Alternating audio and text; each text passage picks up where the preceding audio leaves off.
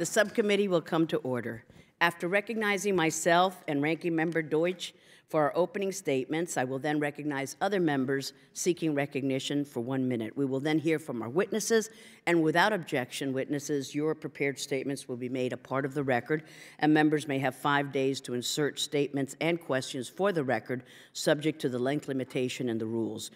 Before we begin, I'd like to welcome some distinguished guests in the audience. They're here from Israel and are taking part in the State Department's International Visitor Leadership Program. Where are they? There you go, in the back row. Coincidentally, they happen to be here this week as this subcommittee takes its first look at the Iran nuclear deal since President Trump made his announcement last week. We know this is an issue of great importance for our ally Israel, and this committee, and indeed Congress, understands the gravity of the situation for Israel, for the United States, for our friends and allies. So with that, the chair now recognizes herself for such time as I may consume. Less than 2 weeks ago, President Trump announced that he would not certify the Iran deal under the requirements of the Iran Nuclear Agreement Review Act. All signs leading up to the certification deadline pointed to decertification. In a speech on U.S. policy toward Iran last month, Ambassador Haley laid out the pillars to be considered when determining Iranian compliance with the nuclear deal: the JCPOA itself, the UN Security Council Resolution 2231, and the Iran Nuclear Agreement Review Act. And I think that this is an important distinction because I know we're going to hear about Iran's technical compliance so that the IAEA and the other P5+1 continue to believe that Iran is in compliance. So how can the president decertify, they ask? Well, even if Iran was in full compliance with the JCPOA, which we know isn't the actual case, Iran has flouted the ballistic missile provisions of the UN Security Council Resolution 2231, and Iran's continued provocations underscore that the current status quo is not in the national security interests of the United States. We have to take a look at the totality of the threats and the current situation, work within the framework that we have, and use the tools we have at our disposal. Let us remember that the president, through his obligation from the Iran Nuclear Agreement Review Act, decided that he could not certify whether the suspension of sanctions related to Iran is appropriate and proportionate to the specific and verifiable measures taken by Iran with respect to terminating its illicit nuclear program. So when the president announced that he would not certify but remain in the deal for now while allowing for the opportunity to address its flaws to strengthen it, I supported that decision. I think it is a sound strategic decision that allows us an opportunity to address some of the concerns we have with our allies, like the lack of EU designations against Iran for non-nuclear related illicit activity. It gives us an opportunity to correct the record and get some of the promises and assurances that were given to Congress that haven't actually come to fruition. Like when Secretary Kerry testified to Congress that Iran would not be subject to, quote, 24/7 inspections, end quote, and day-to-day accountability. Or when he testified that, quote, when it comes to verification and monitoring, there is absolutely no sunset in this agreement. Not in 10 years, not in 15 years, not in 20 years, not in 25 years, no sunset ever, end quote. Or when we were told that, quote, for the life of this agreement, however long Iran stays in the NPT and is living up to its obligations, they must live up to the additional protocol, end quote. But as we now know, we don't really have 24/7, anywhere, anytime access, especially when it comes to military sites where we haven't even had any access at all. And we know that there are sunset provisions all throughout the deal. And there are dangerous sunset provisions in Resolution 2231, like the sunsets or on the conventional military and missile embargoes, which will more than certainly make the region even more dangerous. We already see Iran sending support and arms to the Houthis, Hezbollah, Hamas, and others. Imagine what we will see when Iran has no restrictions on its ability to acquire conventional weapons or its ability to expand its missile program. We were also promised that Iran's non-nuclear related activity would be addressed. Yet, despite assurances from Secretary Kerry after the JCPOA was agreed to, we have not seen a single designation from the EU on Iran since the JCPOA. Think about that. No new designations, no new sanctions, despite Iran's continued support for terror, its ballistic missile testing, and its abysmal human rights record. There was no threat of decertification from the United States for the first several rounds of certifications, yet there was no EU activity on Iran's other illicit activity. On the contrary, there were billions and billions of dollars in business agreements signed during that period.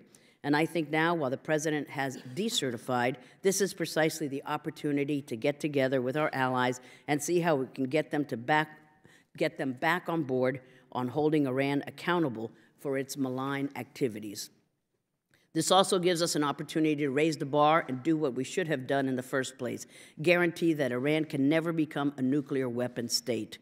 Because, as I said from the very beginning, the deal set such low benchmarks for Iran that it would be crazy for them not to comply with it, even though it has violated and bent and twisted the deal just to see how far it can go, producing excess only to be bailed out by the U.S. and Russia.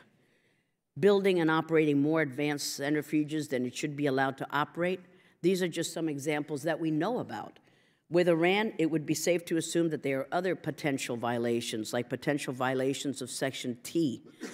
But our P5+1 partners are right. This isn't just a U.S. unilateral issue. There are many, many interested parties. Unfortunately, some parties, like Russia, are intent on protecting its rogue allies and doing what it can to block any efforts to hold them accountable. Russia has already made it clear that it will not support giving access to Iran's military sites for verification of Section T. I wonder why.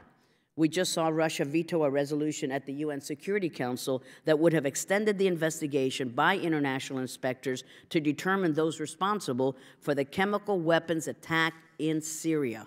So how do we address this in a way to ensure that the Iranian threat is contained? As we move forward, we must address what is best for our national security interests, the security of our friend and ally Israel, our allies in the Gulf, and the safety and security of the whole region. These are the very same allies who would be most directly impacted by a nuclear Iran, and they're the ones that have publicly expressed support for this administration's willingness to take our Iran policy in a new direction, one that addresses all of Iran's other illicit activities. We can't address Iran's threat without addressing the totality of the situation, and that is what we're here to do today. And with that, I'm pleased and honored to recognize the ranking member, Mr. Ted Deutsch of Florida.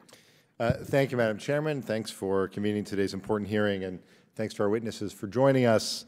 I'd also like to acknowledge our friends from Israel who are here as part of the State Department's International Visitor Leadership Program as we discuss an issue that's so important to the security of both of our nations. 2 days ago, we marked an anniversary. It's the type of anniversary, though, that we don't celebrate, but we mourn, because on October 23rd in 1983, 2 Hezbollah suicide bombers blew themselves up at the Marine barracks in Beirut, killing over 300 American and French service members, peacekeepers, and civilians. This attack, like so many of Hezbollah's deadly terrorist activities over the past several decades, was sponsored and directed by Iran. And while the United States has since built memorials honoring the victims of that attack, Tehran built a monument honoring the martyrs who perpetrated the attack.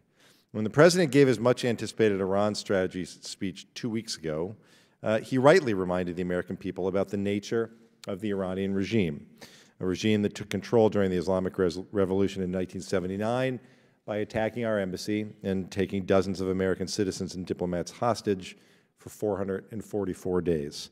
It's a regime that since that time has sought to spread its revolution through proxy militias and terror groups like Hezbollah, a regime that was directly responsible for killing and maiming American soldiers in Iraq, a regime that calls America the Great Satan, calls Israel the Little Satan, supports and equips terror groups trying to wipe Israel off the map. It's a regime that saw Syrian President Bashar Assad torturing and murdering his citizens and sent Hezbollah and the Revolutionary Guard Corps to help him. 500,000 Syrians are now dead, with millions forced to flee their homes and their country. The regime that today is stoking unrest in countries across the region to spread its influence through Iraq, Syria, Lebanon, and the Gulf. And this is a regime that in 2009, when Iranian citizens took to the streets to protest election results in a system that is anything but free, responded with a brutal crackdown, including the since famous YouTube video of Iranian college student Nida Agha Sultan being killed in the street. Human rights violations, exporting terrorism, threatening us and our allies. That is why when we saw Iran building a secret and illicit nuclear weapons program, the United States and the world rightly became gravely concerned. It is a terrifying thought to imagine this same regime with control of nuclear weapons. Now, I don't want to relitigate the Iran nuclear deal. I voted against the JCPOA, but we must focus now on the most effective way to counter the Iranian threat in today's reality. The President spoke of working with our allies to counter Iran's malign activities, to impose punishing sanctions outside the nuclear deal, to counter the proliferation of missiles and weapons, and to deny the regime all paths to a nuclear weapon.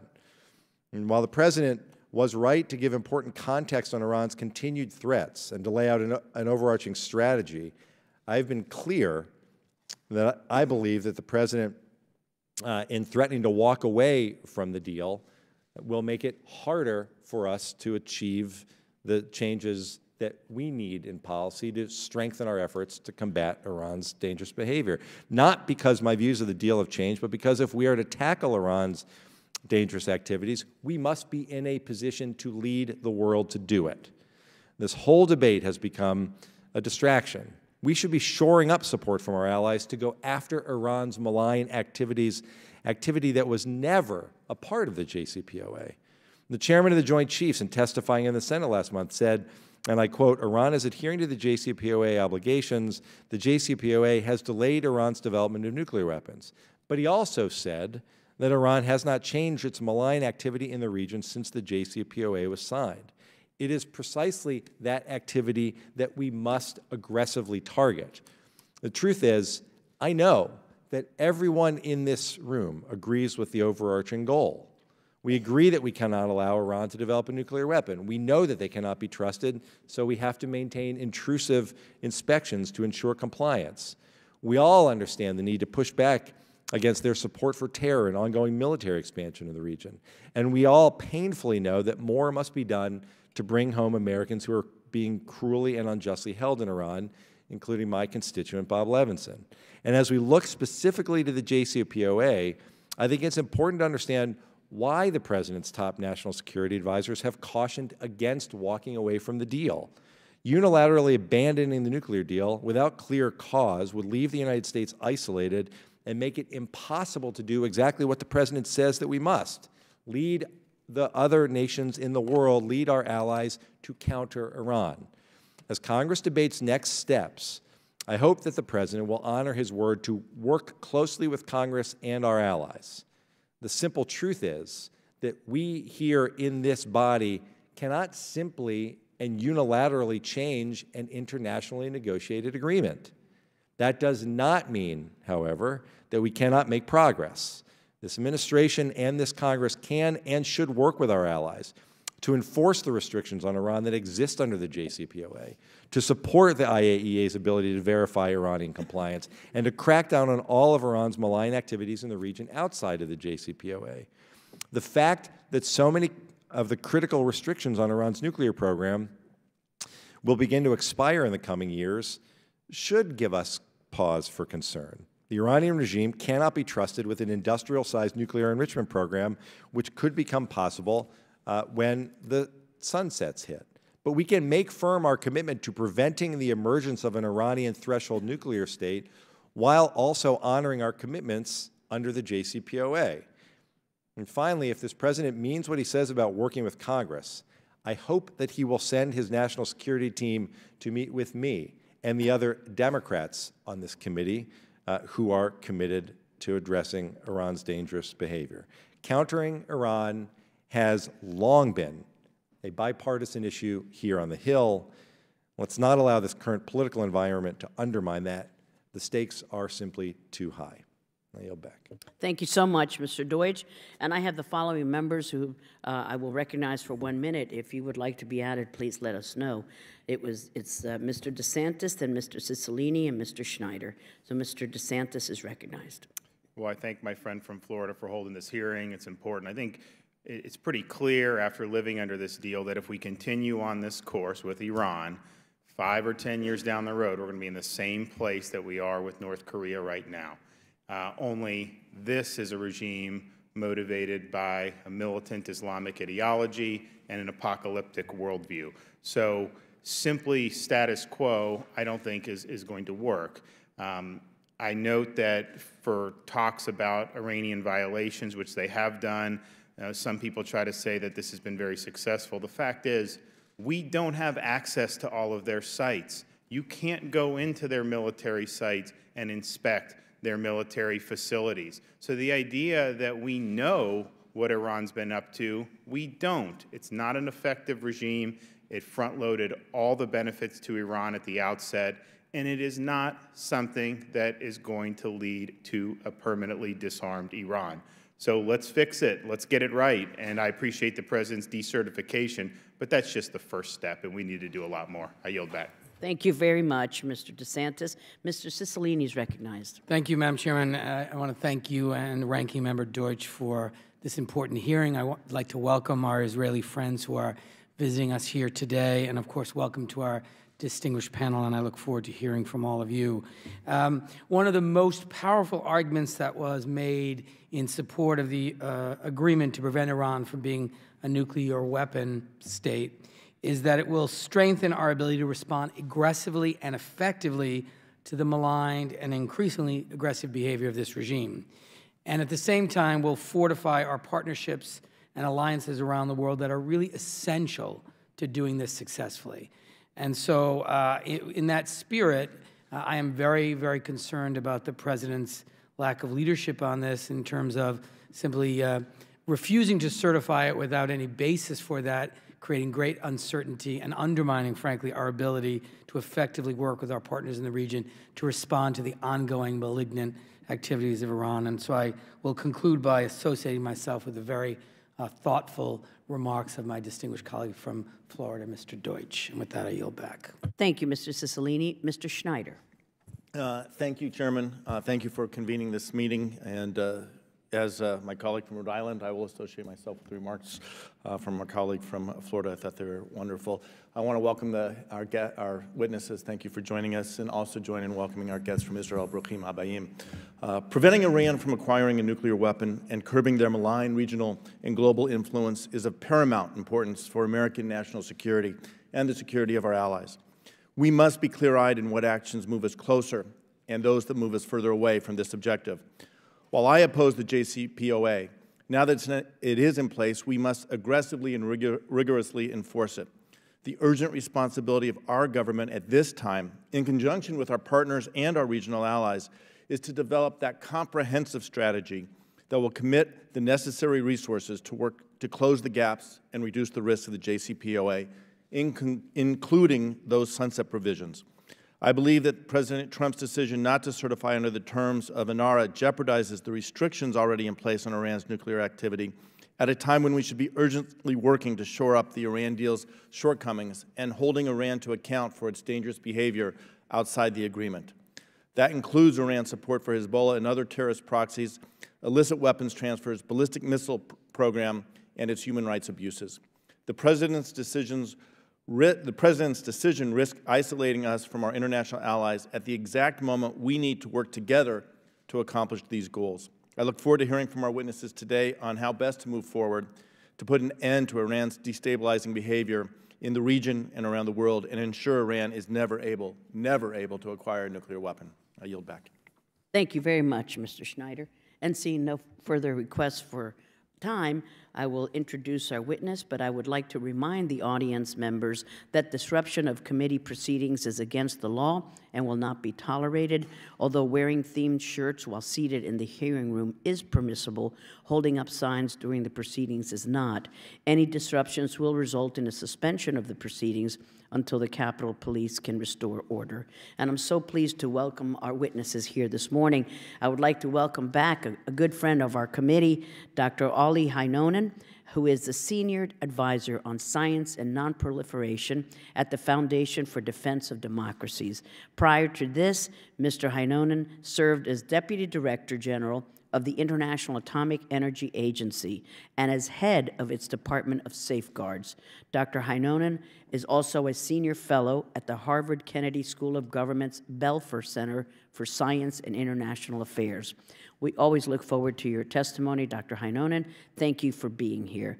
And next, I'm pleased to welcome back Ambassador Mark Wallace, who is the Chief Executive Officer of United Against Nuclear Iran, OANI. Would that be the right way to say it? What's that? UANI, thank you. And the Counter-Extremism Project. Prior to funding UANI, he served as ambassador to the United Nations, representative for UN management and reform. Thank you for your service, Ambassador. We look forward to your testimony. And finally, we'd like to welcome Dr. Philip Gordon. He is the Mary and David Boys Senior Fellow in U.S. Foreign Policy at the Council on Foreign Relations and a Senior Advisor at Albright Stonebridge Group. Dr. Gordon served on the National Security Council as a Special Assistant to the President and as the White House Coordinator for the Middle East, North Africa, and the Gulf region. Dr. Gordon also served as Assistant Secretary of State for Europe and Eurasian Affairs. Thank you so much, Dr. Gordon, and we look forward to your testimony. And as I said, your testimony will be made a part of the record, and we will begin with Dr. Heinonen. Thank you. Chairman Ros-Lehtinen, Ranking Member Deutsch, thank you for giving me the opportunity to speak today about the President's decision, the next steps. I will focus to the verification aspects of the JCPOA, which advocates have characterized as being the most intrusive nuclear inspection regime ever. They also claim that the measures put in place by the JCPOA block all Iran's pathways to a nuclear weapon. To the point of JCPOA verifications, I would like to argue that more forceful implementation and enforcement is needed. As for the deal's ability to block Iran's nuclear weapons pathway, it's not that simple. Indeed, arms control and non-proliferation agreements do not guarantee that the state will be blocked from getting nuclear weapons. They seek to deter it via early detection. Such deterrence is only successful when comprehensive verification measures are fully implemented in a manner that covers both declared and undeclared nuclear activities and facilities in a state. And as some of the terms of the JCPOA begin to sunset as early as in 6 years from now, Iran's nuclear program will be in a stronger position capability-wise with a lower breakout time. To address a number of JCPOA's flaws, the deal's implementation provisions must be made far more robust and meaningful. To that end, several additional measures are necessary, and I would like to make to this end 6 points. First, the IAEA's quarterly reports on the deal's implementation must be enhanced by providing more details on actual implementation of the deal by the IAEA and Iran's adherence to its obligations. Such requests are consistent with Article 5 of the IAEA-Iran Safeguards Agreement, which authorizes the IAEA Board of Governors to be provided with information necessary to the implementation of the agreement. My written testimony lists a number of specific suggestions which would make the reports on Iran more transparent, enabling readers to assess independently and in a timely manner progress made and any obstacles encountered. Second, the IAEA should complete the follow-up actions related to its investigation of the possible military dimensions of Iranian nuclear program. These include site visits, interviews with the scientists, and investigating reason for the presence of uranium particles at Partchin. It is also essential to establish a baseline for future verification that nuclear weapons-related activities have not and will not be reconstituted in Iran.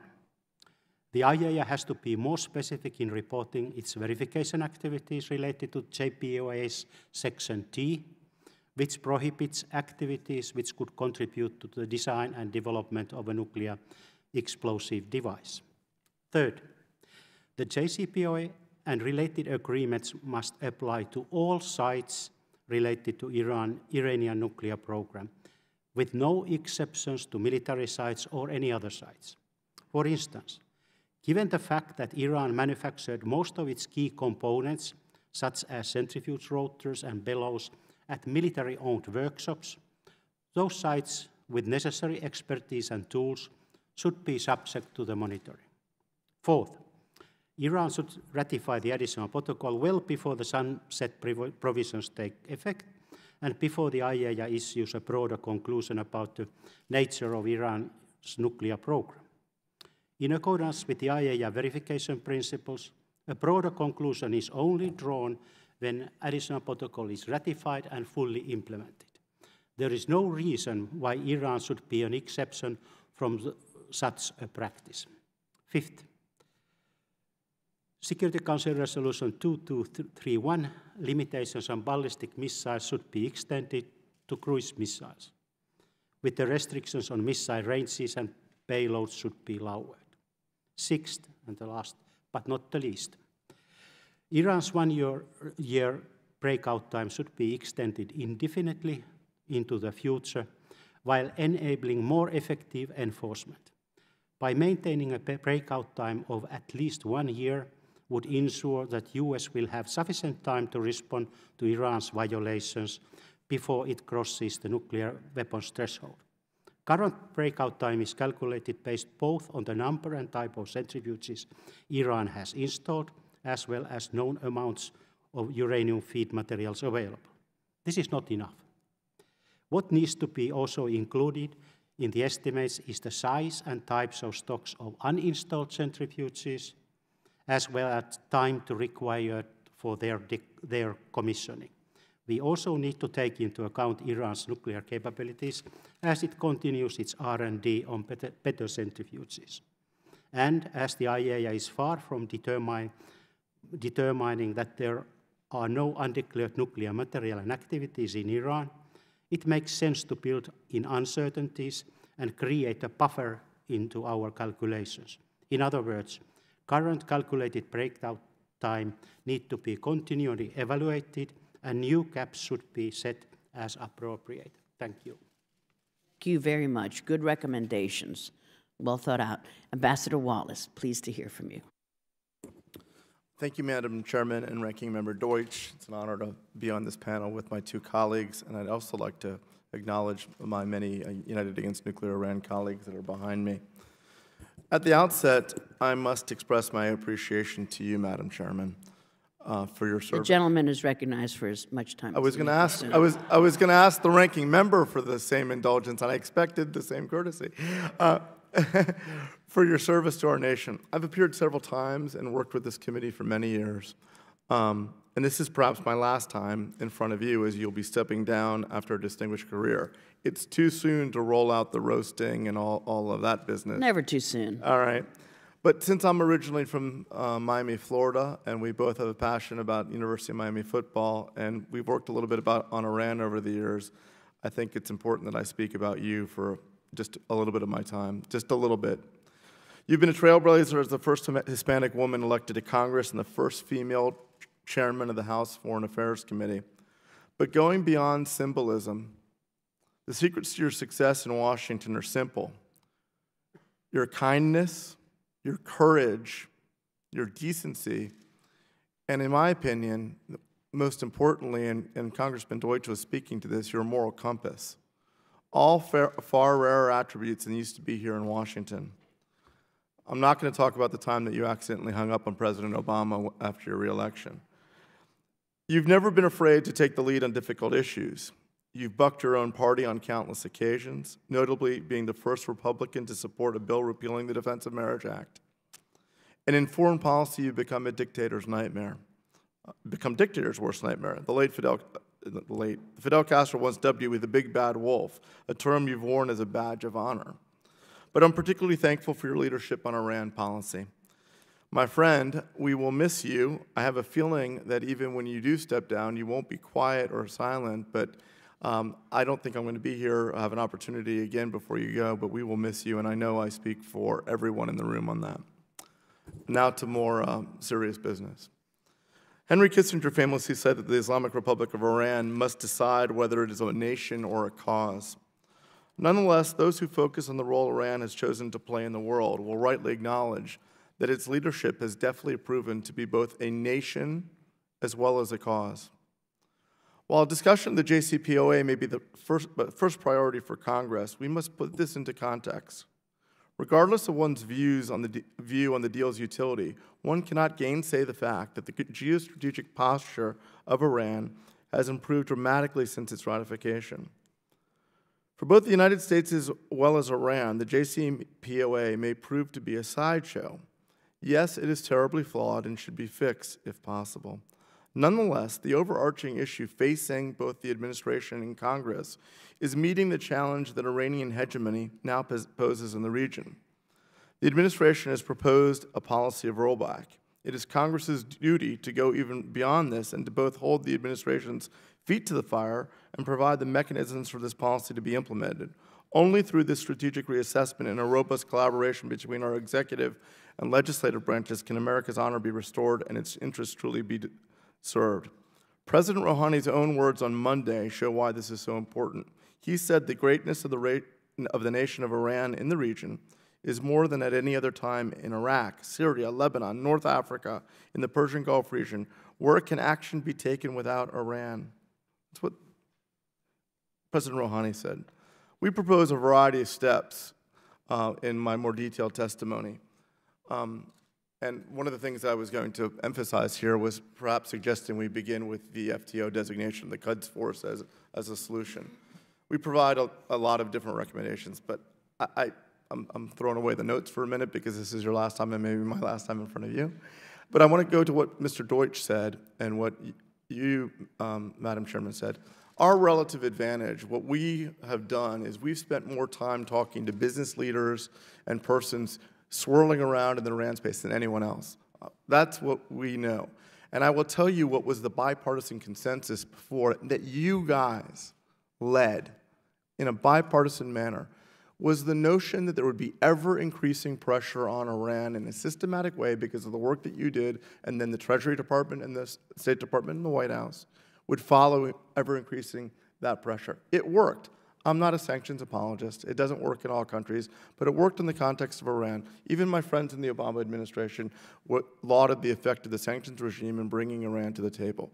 We have to get back to that place, and both of your comments reflect that. I'm happy to testify about a variety of those mechanisms. You all know them. They're different recipes to get to the same meal. But that's where we have to get because of their incredible expansionist activities in the region and the fact that I, too, believe the nuclear agreement was flawed. Thank you. Thank you, Ambassador, and thank you for your testimony, and don't do that again. Thank you. Dr. Gordon, we're so pleased that you are joining us, and we'd love to hear from you. Thank you, sir. Thank you for having me, Madam Chairman, Ranking Member Deutsch, and all the distinguished members of the committee. I also want to thank you for the honor of being here, and I look forward to the discussion with my two distinguished colleagues. In my longer written testimony, I discuss also a number of ideas for how the United States can not only ensure that Iran never gets a nuclear weapon, but also how we can more effectively respond to Iran's continued support for terrorism, use of proxies to interfere in neighboring states, development of ballistic missiles that threaten or could threaten us or Iran's neighbors, and persistent human rights violations, which includes, as has been mentioned here, the unjustified and appalling detention of American citizens. And I hope, and I'm sure we will have a chance to discuss all of those ideas, because I think there's a lot we can do that is consistent with the JCPOA. and consistent with keeping the support of our allies, both of which I think are important principles. But I'll use my summary oral remarks here to just make my core point, which is my concern that decertification under the Iran Nuclear Agreement Review Act risks collapsing a nuclear deal that is working, isolating the United States, undermining American credibility, and, most importantly, freeing Iran from its nuclear constraints. As has been discussed, we all know President Trump announced on October 13th that he would not certify the Iran nuclear deal according to the terms of INARA, even though the U.S. intelligence community, the International Atomic Energy Agency, our European allies, and numerous Israeli security officials all concluded that Iran was complying with it. In making that decision, the President has passed near-term responsibility for the issue to Congress, threatening to terminate, I quote, the JCPOA if Congress and our allies do not take measures to address the deal's many serious flaws. The administration's game plan seems to be to use the threat of walking away from the deal to get Congress and the allies to agree on changes and force Iran back to the table to accept a quote-unquote better deal. And legislative ideas are circulating about how to do that, including addressing ballistic missiles, access to military sites, and extending the limits on Iran's uranium enrichment. Now, I would be the first to say these are all desirable goals. I don't think anybody would disagree with that. The problem is that the United States cannot unilaterally alter fundamental terms of a deal, and I think it's wishful thinking to imagine that our allies or other parties will agree to do so. The JCPOA resulted from more than 2 years of difficult multilateral negotiations and has been endorsed by the UN Security Council and is supported by virtually every country in the world, including countries like Japan, India, South Korea, and others whose cooperation with sanctions and cuts in Iranian oil purchases was essential to get the deal in the first place. Unilaterally amending the provisions of that deal, whether by including new issues or attempting to extend some of its provisions indefinitely, would be considered by all of our allies in Iran as violations of the deal, just as we would consider it impermissible for Iran to unilaterally alter its terms. The leaders of Britain, France, and Germany and the EU have already made clear that they're concerned about the potential implications of the President's decertification, and the EU is already considering activating blocking statutes that would forbid its companies from cooperating with U.S. secondary sanctions. But even if our European allies, along with Russia and China, were somehow persuaded to seek changes, it's hard to see how Iran would ever agree to give up now what it would not give up when the international pressure campaign was at its peak. Of course, if our allies in Iran refuse to amend the deal, the United States can always pull out unilaterally, as the President has threatened to do. Indeed, decertification gives Congress the authority to use expedited procedures to reimpose nuclear sanctions for 60 days from the date of the President's announcement. And even if Congress chooses not to do so, the President, as he reminded us, can reimpose those sanctions at any time. Either of those steps, however, would almost certainly lead to the collapse of the deal. And all of these scenarios, triggered by this decertification decision, I think would have serious consequences. They would isolate the United States, leaving it alone to explain why it killed a deal that they believed was working, and make it difficult to reassemble that sanctions coalition. They would badly damage the United States' reputation as a reliable partner and diminish our ability to persuade other potential proliferators, including North Korea, that the United States would respect the deal, even if they made painful concessions.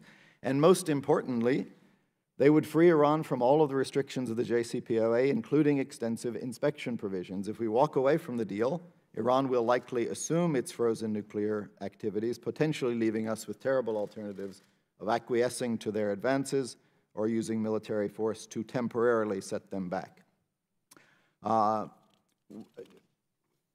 I think this approach is particularly unfortunate because I do believe that JCPOA is doing what it was designed to do, which is prevent Iran from getting a nuclear weapon.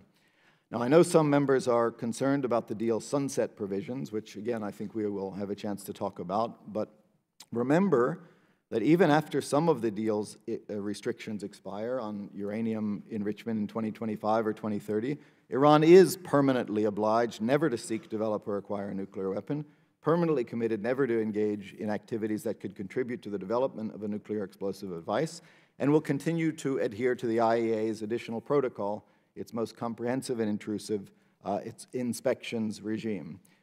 The bottom line is, if we leave the deal today out of concern about sunset provisions, we will effectively be bringing about immediate sunset with no constraints on enrichment, none on research and development, ballistic missiles, or comprehensive inspections. Let me just end, if I might, with one point about North Korea, which has been brought up and is often brought up in this context by critics of the JCPOA as a potential reason to pull out of the deal. I actually think the North Korea precedent carries a different message. Not long after the Clinton administration had negotiated an agreement in 1994 to stop North Korea's nuclear program, Congress withdrew support for that agreement, rejecting what it considered to be appeasement of a rogue state and insisting that the Clinton administration negotiate a better deal. In part, as a result, we ended up not with a better deal, but with no deal at all, and the nuclear-armed ballistic missile-producing North Korea that we're dealing with today.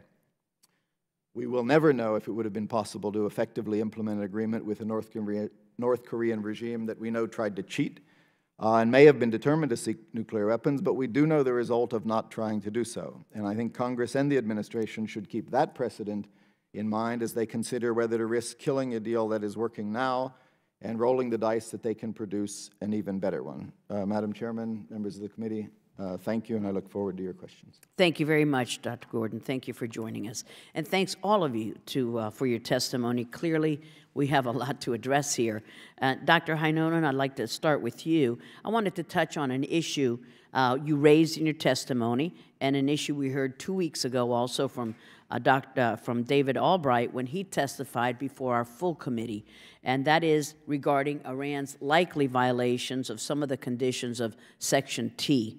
Could you tell us why you believe Iran is likely in violation of Section T, why the IAEA would require access to military sites for its verification, and why IAEA access to military sites in general is critical to being able to certify and verify the JCPOA? Thank you, Chairman Ros-Lehtinen.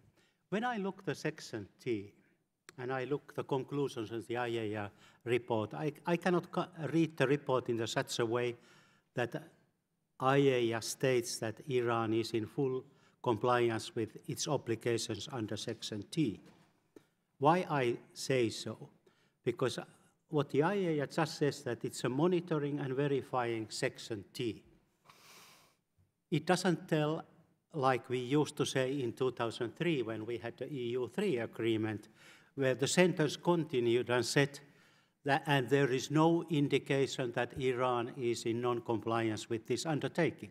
So the IAEA leaves this a little bit open in the text. And this is why I request or suggest that the text should be more precise. Tell, is Iran fully compliant? Then comes the second part of this exercise, which was also raised by David Albright, is that when IAEA says that it verifies Section T, at the same time the IAEA Secretariat says that they have never visited during this implementation period any military site. So it's difficult to understand which kind of methodology IAEA uses to monitor, for example, these multi-point detonation systems, which are certain types of them are proscribed under Section T. So how can the IAEA come to the conclusion that such activities don't exist? Or is it actually that IAEA has not been yet able to verify? So therefore, it's important that the IAEA comes out of the shell, tells if there is a problem, and then addresses the problem and has those accesses and tells what exactly has been done. And this is, I think, is very important to the credibility of the reports and to credibility of the verification system. There should be no limitations on accessing those places because Section T is an obligation for Iran to implement. It's very clear. Thank you so much. Ambassador Wallace, you state that the key piece of leverage that we have on Iran is economic pressure. And as I mentioned, our European friends, and you mentioned it as well, have entered into many deals with Iran worth billions of dollars. In other words, they have significant economic interest in Iran. They have not taken any action against Iran on anything non-nuclear related, partly because they don't want to damage their economic opportunities in Tehran.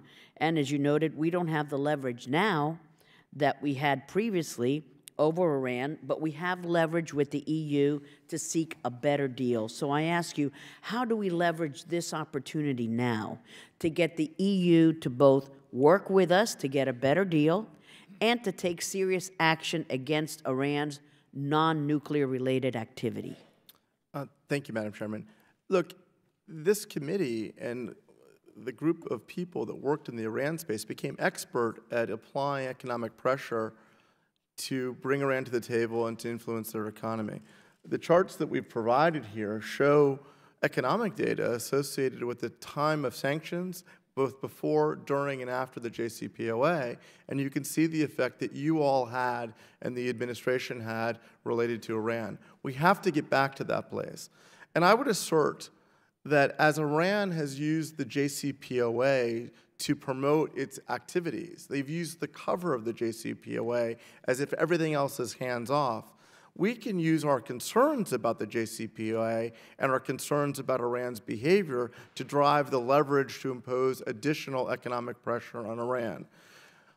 Mr. Deutsch, Congressman Lehtinen, you all have done this for years, and that's frankly what led to the JCPOA. And I would just say we have to take a deep breath about the decertification issue. We have a lot of fake debates in Washington these days, and I would suggest that, with due respect, that the decertification was a little bit of a fake debate. The sky didn't fall with certification or not certification. Now we have to deal with Iran's behavior. As Iran did not deal, and our government did not want to include a variety of issues in its negotiations in the JCPOA, it carved out everything from missiles to terrorism to human rights. Let's now readdress those. Let's respect the JCPOA as best as we can. Let's use our allies and our mutual concerns about Iran's behavior and our mutual concerns about the JCPOA and this continuing leverage that we have and that you all can provide by enacting ever-increasing economic pressure to drive supplemental agreements or other pushback of Iran, such as Secretary Tillerson said the other day, why are the Shia militias still in Iraq? We effectively allowed them to digest Iraq like a python eating prey.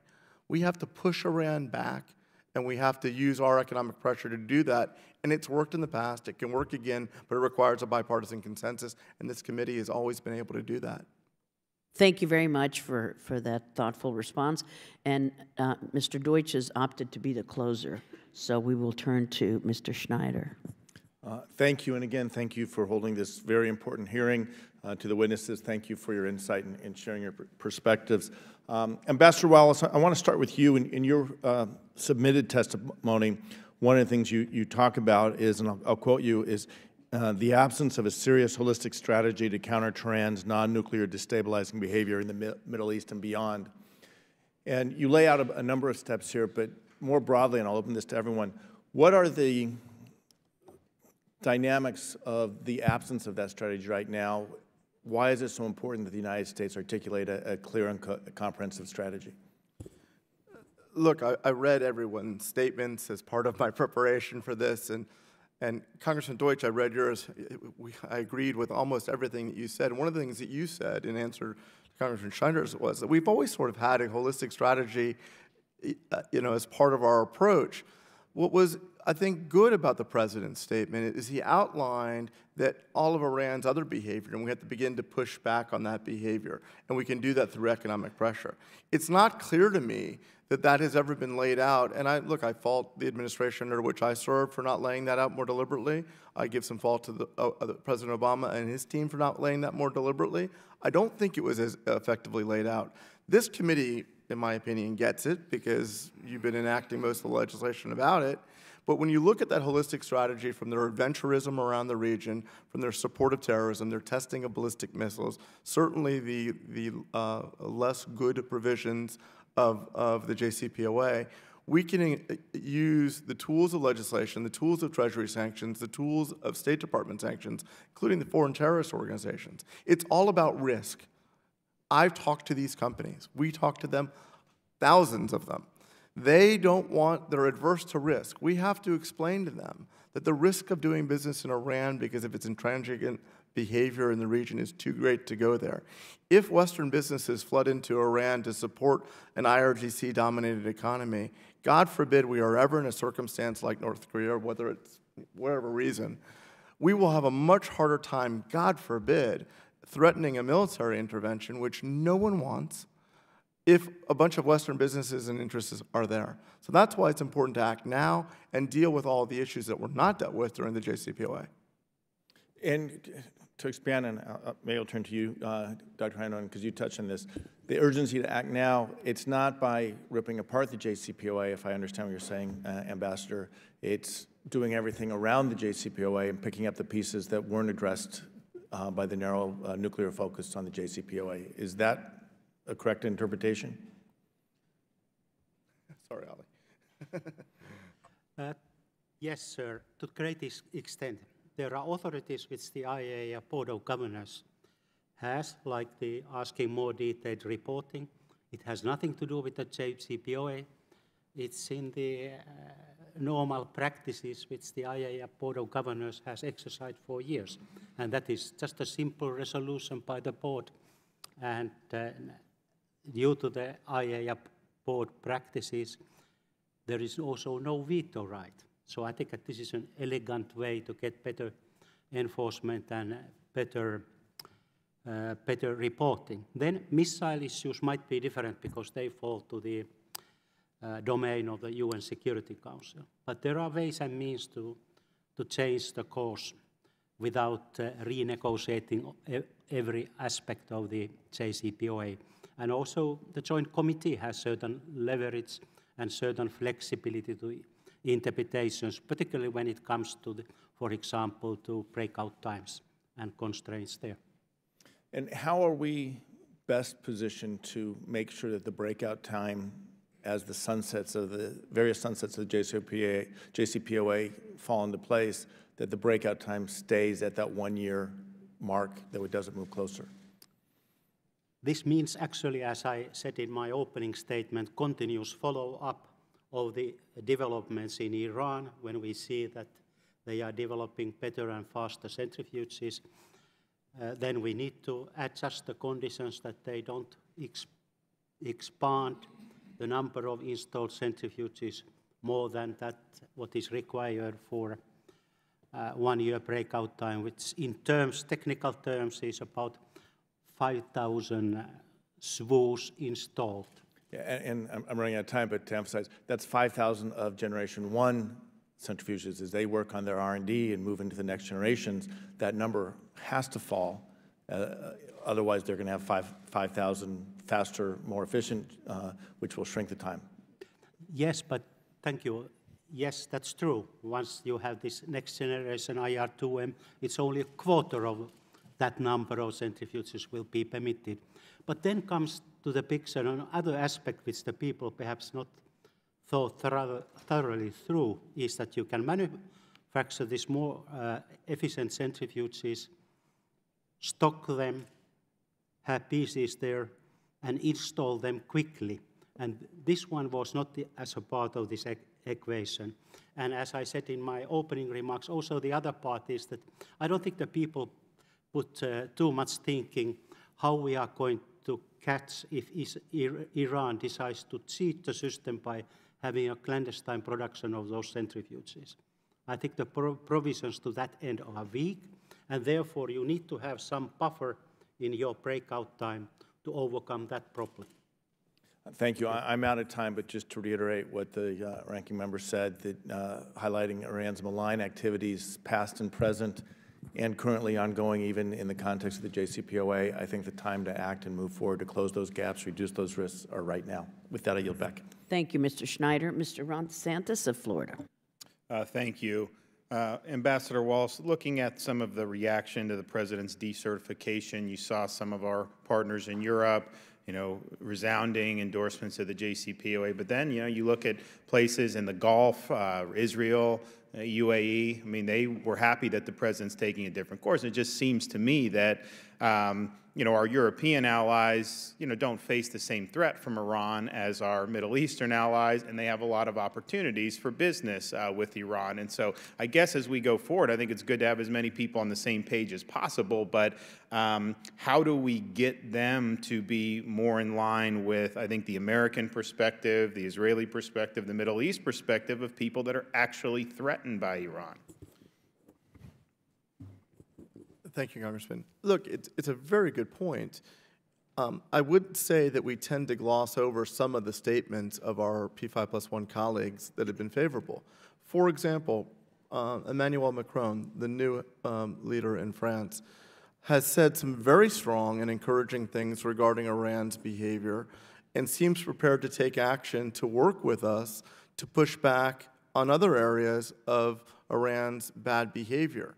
So, as Iran has used this agreement to expand its relevance, its importance, and its destabilizing behavior, with respect, I think the administration can wisely use a bit of our threat of being dissatisfied, not in our national interest, and potentially pulling out of the agreement, to work with our allies like President Macron and our Gulf allies to come up with a good plan to push Iran back in other areas and perhaps to have supplemental understandings about some of the weaknesses of the agreement, perhaps in supplemental agreements. Now, the EU, they were pretty open in saying, look, if there are other malign activities when the JCPOA was agreed upon, look, we're willing to take actions, but have they taken any action since that's happened? No, and that's, I fully agree with you. But I think that there's been a bit of an absence of leadership with the transition of power, and hopefully we're seeing that here in the United States and in some of the European governments. And I would just say that the statements out of France are quite encouraging, and if I had any say in it, I would say let's immediately reach out to our French colleagues and come up with a plan so that the Iranians don't have bases on the Mediterranean and Bab el-Mandeb. Dr. Heinonen, it's frustrating when I hear about Iran complying because we don't have access to all of their sites. I mean, can we get access to some of their military sites if we want to do a prompt inspection? Under the provisions of Safeguards Agreement, this is possible. All territory of Iran is subject to the IAEA safeguards. This is what Iran signed to when it signed the Comprehensive Safeguards Agreement with the IAEA, and also the provisions of additional protocol cover the whole country. So what is needed then that the IAEA exercises fully its rights. It certainly has to have a reason to go, and as I listed in my testimony, there are several reasons why one should go to certain military sites. For example, in Iran, to certify on one hand that there is no undeclared nuclear activities going, and there are no undeclared nuclear weapons-related activities going on. So the rights are there. But we're not in a position, we cannot declare that because we just haven't gone in, right? I read, indeed, the IAEA report differently. For me, the wording which is there doesn't state that Iran has fully complied with its obligations, the way I read it. I would like to see, as I said before, some additional language to certify that IAEA has really verified all aspects of the JCPOA and the Comprehensive Safeguards Agreement. Now, have you made recommendations about dealing with Iran's ballistic missile program? Yes, actually, there are two aspects to that. First of all, when we think nuclear weapons program, and look, North Korea as an example. This is like a tent with two poles. You need a delivery vehicle, which is the missile, and then you need the nuclear weapon and the nuclear material itself. And they go hand by hand in tandem. And therefore, when the breakout times get shorter over the time, we need to have more constraints on the missile program to make sure that Iran doesn't dash to nuclear weapon capability. And the only way and mean, in my view, to do it is to limit, first of all, the range of missiles, include also cruise missiles like we are including in North Korea, but for some reason not in Iran. And then perhaps to reduce the payload capacity of those missiles and make them less offensive and more defensive in nature. Great. Well, obviously, that should have been a part of these negotiations from the beginning, and that was put aside at the very, very outset, and I think it was a huge mistake. I yield back. Thank you, Mr. DeSantis. Mr. Cicilline. Thank you, Madam Chairman. Ambassador Wallace, there are many members of this committee who have expressed deep concern about the hollowing out of diplomatic posts, and that includes many ambassadorships and assistant secretary positions, and what impact that's having on our diplomatic engagement, coupled with conflicting messages between the President of the United States and his Secretary of State, at sometimes even deferring to the UN ambassador. And I'm wondering whether you could speak to what this sort of disorder, what kind of impact it's having on our Iran policy, and specifically the kind of confusion that it's creating, what that means in terms of our partners or even our adversaries. It's bad.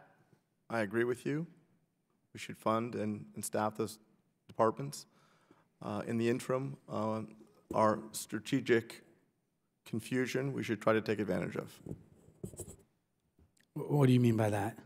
I think that our policy does appear to be confused, but I think that the power of this, and it's not good. Okay. I agreed with you. Well, strategic confusion makes it sound like you think it's actually a strategy that was a... I don't know. Okay. You're asking me to interpret something that I can't interpret. But what I can say is that... I think that's actually exactly the point. So right, but what my point is that don't get bogged down in that. You all can use that confusion strategically to advance a narrative, to put pressure on and seek good work with our allies. I think it's kind of a frightening idea of don't get bogged down with confusion from the administration on what their approach is. Dr. Gordon, maybe can you respond to that? Do you think that's a sensible... I don't speak for the administration. I have limited time, Ambassador. I don't speak for the administration. I understand that, but I'm just saying that was your argument. I think that's kind of an alarming suggestion, frankly. It's deep, Congressman, I think it's deeply damaging in a number of ways. Even among our partners and allies, we don't have an ambassador in Saudi Arabia. We don't have an ambassador in Qatar. We don't have an assistant secretary of state for Near Eastern affairs or even a nominee. And we're trying to manage disputes among those critical partners who are vital to containing Iran. So it's damaging in that sense. It's also damaging if you think about it, whether you want, like I do, to find things we can do with allies consistent with the JCPOA, or whether you want to renegotiate it, you need people to do those things. You need experts and sanctions experts and technical experts and scientists and diplomats. And so even if somehow our threat to pull out of the deal gets people to agree to talk on what the Europeans can do and what their Gulf friends can do and what Israel can do, you need effective diplomats who can follow up. Thank you, Dr. Wood. Dr. Heinonen, pronouncing that correctly. As Mr. Deutsch mentioned, Monday marked the 34th anniversary of the Beirut bombings. In my home state, we lost 9 Rhode Islanders in those bombings, and we commemorate that every year. And so I'd like to ask you, as we think about Hezbollah's continued global terrorism, support for the Assad regime, their nefarious activities in Lebanon, their stated aim to destroy the state of Israel, how can we, what can we do to best sever the ties between Iran and Hezbollah and Iran's support for Hezbollah? What can and should we be doing? Sir, thank you very much for the question. This goes a little bit beyond my scope, so I think that maybe Dr. Wallace wants to address to that. But I have been spending last 20 years of my time in Middle East, and I have been, seeing this coming, and I see it as a very disturbing factor. In particular, if it turns out that at one point of time, Iran also has nuclear weapons capability or is a threshold state with a very short dash to nuclear weapons capability, those problems which we see here now in terms of terrorism and behavior in the region get even more serious. This is the only thing, in my view, which I can state to this topic. Thank you. Ambassador Wallace, do you have thoughts? Let's sanction the Quds Force. Let's designate them a foreign terrorist organization. The Quds Force is generally, it's more complicated than that, the vehicle under which Iran provides support and largesse, and vice versa. to the Hezbollah. Let's take that step. It's controversial. I don't think it is. I think we should begin thinking about designating the IRGC as a foreign terrorist organization. I think some of our allies would have some heartburn about that because the IRGC technically runs the military of Iran. It would be the first time that we had taken such an action. But I advocate that we should consider that. We should debate that and have that on the table. That should be part of the ever-increasing consideration of sanctions. But today, right now, let's designate the Quds Force as an FTO and Qasem Soleimani as its head, and let's start pressuring and convincing companies and businesses around the world that if you do business that touches on the IRGC and its Quds Force, that you run the risk of doing business with a foreign terrorist organization. That would provide quite a chill, in my opinion, at least a first step of a good freeze. Thank you very much. I yield back, Madam Chairman. Thank you very much, Mrs. Cicilline, and so pleased to yield to my Florida colleague, Mr. Mast. Thank you very much, Chairman. You know, I want to look at a different side of the Joint Comprehensive Plan of Action. It has been readily available for everybody to see, especially in this past week, how the Obama administration, Hillary Clinton, the Clinton Foundation, have all worked to sell uranium to Russia. I would personally call it proliferation. So I want to go with a few questions related to that. Would you say, and this is open to any one of you, that the JCPOA does allow for Russia to expand its ties with Iran?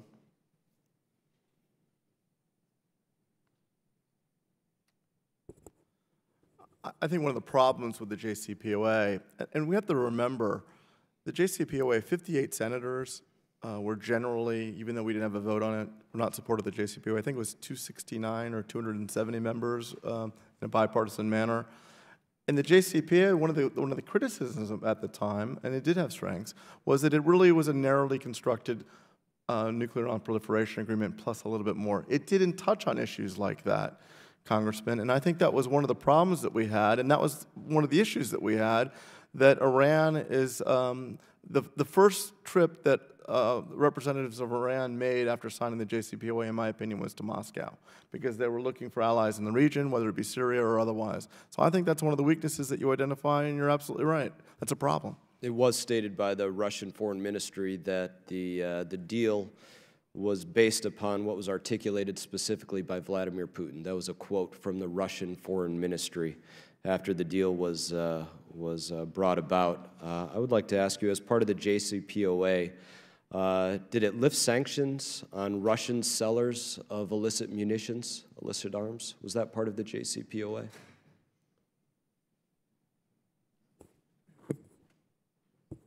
Did it lift sanctions on Russian sales of illicit arms? It provided a pathway to lifting a UN Security Council resolution on arms sales to Iran, which was implemented in the context of U.S. leadership bringing the world together to deal with this particular set of issues. And having been involved in the negotiations, I can tell you that all of these things were desired by the United States. We would obviously have loved to have a deal that prevented arms sales to Iran forever, that included ballistic missiles, that included Iranian intervention in the region. But you have to remember that the reason we were able to get this international sanctions coalition into place is that we were able to forge a consensus that remarkably, in fact, even included Russia to deal with the nuclear threat, which was the predominant issue of most concern to us and everybody else involved. Does Russia build and operate reactors in Iran? There is one Russian built and operated reactor at Bushehr, and then Russia takes the spent fuel and ensures that it's not a proliferation risk. Is part of the deal that it allows shipments of uranium from Iran to Russia? Well, when Iran got rid of 97% of its uranium stockpile, part of that process was getting rid of that uranium and sending it to Russia, which we thought was a positive thing. So now Russia is acquiring both the uranium of Iran and the United States of America.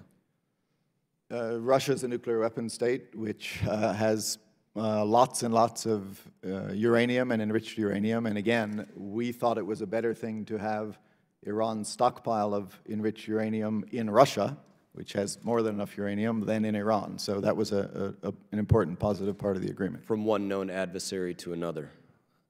Would you say that this deal, the Joint Comprehensive Plan of Action, brings Iran closer to the West or closer to Russia? I don't think it necessarily brings Iran closer to the West, because that wasn't the point of the deal. The point of the deal was to ensure that Iran, which when the deal was negotiated was on the verge of a potential weapons capability, we assessed a couple of months away from having enough fissile material for a bomb. The deal was designed to deal with that. Now, if we had a way to also make it less of an adversary, and again, I think we'll come back to, and I've already discussed some of the many other ways in which Iran is a threat to the United States, but the deal wasn't designed to bring Iran closer to the West. It was designed to deal with the nuclear threat. I thank you for your answers. I think that's always an issue when we have deals that we're bringing about that do not benefit the United States in a way that I think most of us would like to see. Thank you. Thank you so much, Mr. Mast. And now we turn to Mr. Liu of California. Thank you, Madam Chair. I want to thank the witnesses for your time and your testimony today. I want to follow up on the comments from the gentleman from Florida. I'm pleased to see there's bipartisan recognition that Russia is not our ally and Vladimir Putin is not our friend. I hope my colleagues across the aisle will contact the President of the United States and ask him why he blew off a deadline to impose sanctions on Russia, especially after Congress passed a bipartisan law on sanctions. Now, I'd like to ask about your comments, Mr. Ambassador, about strategic confusion. What you call strategic confusion, I call total and utter dysfunction at the highest levels of the Trump administration when it comes to foreign policy. Specifically to the Iran deal, we see the president say that he wants to get out of the Iran deal. In fact, when he campaigned, he said he was going to rip up the deal. At the same time, we have Secretary of Defense Mattis saying it's in the best interest of the United States to stay in the deal. We have Secretary of State Tillerson saying it's in the best interest of the United States to stay in the deal. So today, on Wednesday, October 25th, I have a very simple and basic question. What is the official policy of the Trump administration on the Iran deal? Do they want to get in or stay in, or do they want to get out? If you think you got the guy here that's going to try to defend that, you're wrong. And no matter the number of Bibles I'm going to swear on, I don't have an answer for you. So you can pass it to somebody else. I don't speak for the administration. Any other members of the panel, can you explain the official policy of the Trump administration as we sit here today? It's a very simple question. I think Phil should take it. Sorry. I mean, if you can't, it's fine. Just say you can't explain it. I get that. I can't speak for the Trump administration. You mean broadly? I mean, as I articulated in my opening statement, we're reading the same Twitter account. We're reading the same statements from the same secretaries. So I just want your view as experts. What is the Trump administration's policy? Broadly policy or towards this decertification? Towards this Iran deal. What is their official position? Well, as I said in my opening statement, my understanding of their game plan is to threaten to leave it, to force Congress and allies to agree to change it, and I expressed my own skepticism that that's possible and my concerns that that game plan, while I think the ambassador is right, that in the short term the sky's not falling and there's no reason to believe the deal collapses immediately because of that step, I worry that it has set in place a process that could lead to the collapse of the deal with nothing in place to follow it, so I'm very worried about it. Doctor, do you have... I'm just curious about your view as an expert, if you know what the Trump administration's official policy is on the Iran deal as we sit here today.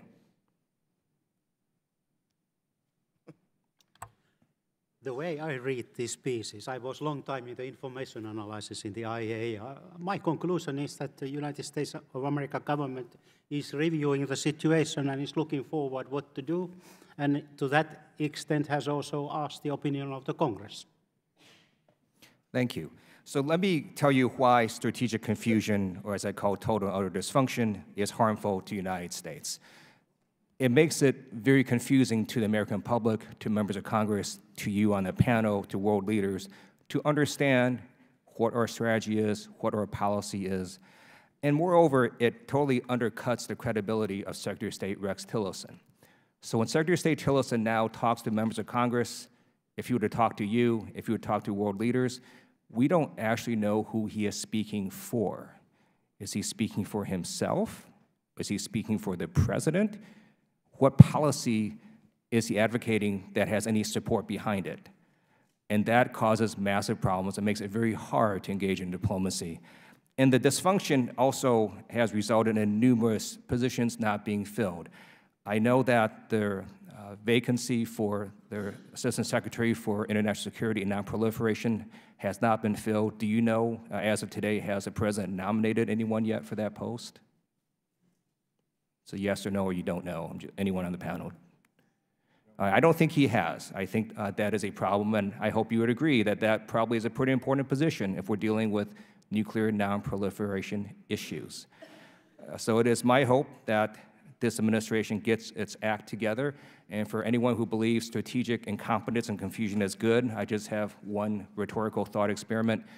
Think for yourself, would any of you have wanted unpredictability, confusion, or dysfunction during the Cuban Missile Crisis? I yield back. Thank you, Mr. Liu. And now I'm pleased to yield to Mr. Fitzpatrick of Pennsylvania.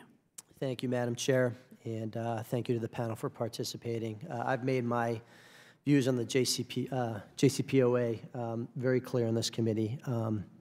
To inject $150 billion in previously frozen assets into the Iranian economy and the lifting of sanctions, which by most measures will allow that economy to grow at a clip of 10 to 12% per year, to what most of us would agree is the world's largest state sponsor of terrorism.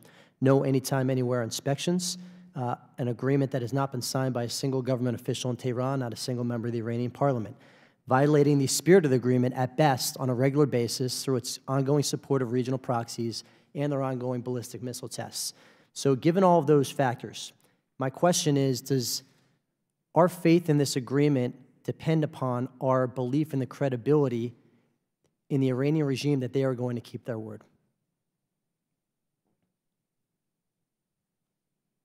I would say a couple of things. First, no, it doesn't rely on trust that they will keep their word. It relies on enforcement. I think you have to assume, because they've cheated in the past, that they're capable of cheating again. So I don't think it's a matter of trusting, and that's why the extensive inspections regime that they're committed to forever. We talked about sunsets. One thing that wouldn't sunset was the intrusive inspection regime to assure that they can never get a nuclear weapon. So I guess, no, it doesn't. It doesn't. If I may, just to slightly disagree with that, I think that any agreement of this sort requires trust, and we've heard statements that they won't allow inspections of military facilities. We're relying on the additional protocol down the road, and to say that, with all due respect to my friend Ali, that inspections are the absolute panacea, I think is wrong. Just because, with due respect, I don't think there's ever been an inspections regime that's truly prevented a power from going nuclear if that power wanted to go nuclear.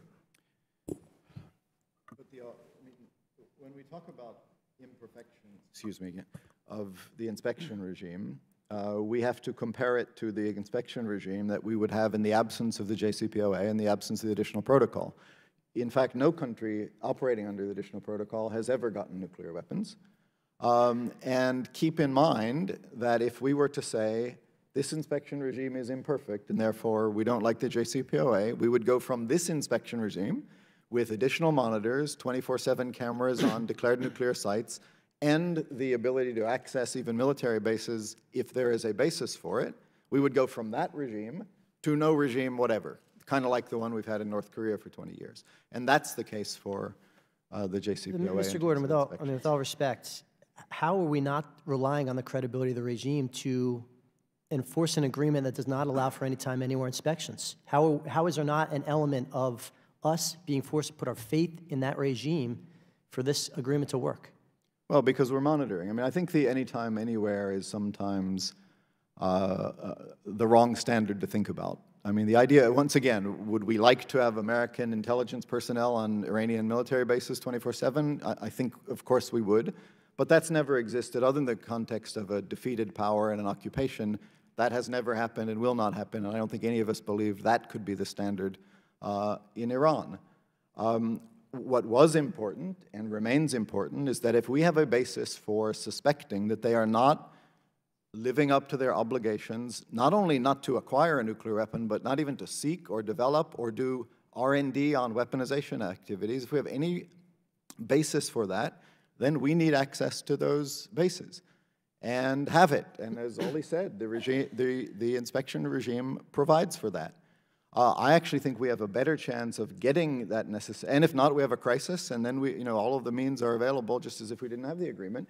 I think we have a better chance of getting that access if we are living up to the regime, the JCPOA on our side, and can go to the IAEA and our allies and explain why we need access, rather than if we give the impression that our objective is actually to force the Iranians into a crisis and blow up the regime. And is it your belief that Iran's ongoing support of regional proxies is not undermining the spirit of this agreement at best?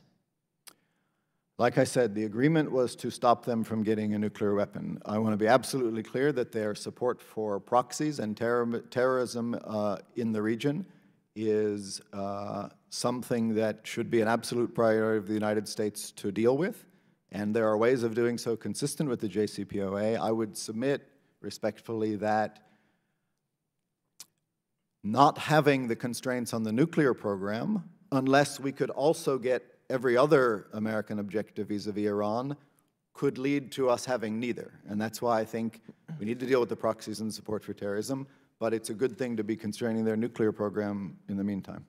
My time has expired, Madam Chair. I yield back. Thank you, Mr. Fitzpatrick. Mr. Boyle is recognized, and I want to say on behalf of Ambassador Wallace, a fellow Kane, and I, we look forward to the University of Miami beating Notre Dame coming up pretty soon. Madam Chair, I regret that you just uttered fake news during this subcommittee, and I look forward to Notre Dame beating your alma mater. But at any rate, thank you. That would be huge. Thank you, Madam Chair. Actually, my line of questioning or commentary is probably segues nicely from what Dr. Gordon was last saying. You know, one of the criticisms or shortcomings that I saw in the JCPOA was that it didn't address Iranian funding of terrorism, its funding of Hezbollah, its involvement in Syria, what it's doing to support Hamas, et cetera. Now, advocates of the JCPOA pointed out that, well, wait a minute, that's not what it was designed to do. This is just dealing with the narrow issue of the nuclear program, and that outside the JCPOA, nothing prevented Congress from acting in those areas. Once we signed up to the JCPOA with the international community, and it took effect, we moved forward in this committee on a pretty strong bipartisan basis, and in Congress on a strong bipartisan basis, and passed pretty strict sanctions this summer to do exactly that.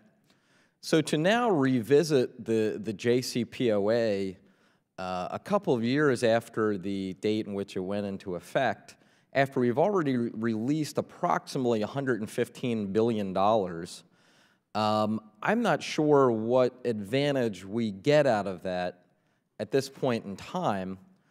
Also, when keeping in mind that the Iranian issue is not the only issue out there, that in my view, the single most important foreign policy issue we're dealing with at the moment is North Korea, I'm not sure how it helps our efforts to negotiate North Korea away from developing its nuclear program if at the same time we are abrogating an agreement we made on a nuclear program with Iran.